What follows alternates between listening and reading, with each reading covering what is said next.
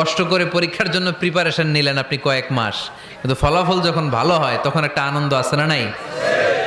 সারাদিন রোজা রাখলেন রমজানে, কি কষ্ট, তৃষ্ণায় গলা ফেটে যায়, কিন্তু ইফতারির সময় যখন রুহ আফজা শরবতটা খাই কেমন লাগে? একটা আনন্দ আছে না নাই? এজন্য আল্লাহ বললেন فإن مع العسر يسرا إن مع العسر يسرا। ও নবী, কষ্টের দিন মক্কায় অল্প কিছু দিন, মদিনাতে আনন্দের দিন অপেক্ষা করছে। আমাদের জীবনে যদি দুঃখ কষ্ট আসে আমরা ধৈর্য ধরবো, তাওয়াক্কুল করবো একজনের উপর, তিনি কে? কারণ আমরা বিশ্বাস করি কষ্টের দিন এটা চিরকালের জন্য নয়, সামনে আনন্দের দিন আমাদের জন্য সেট করে রেখেছে কে?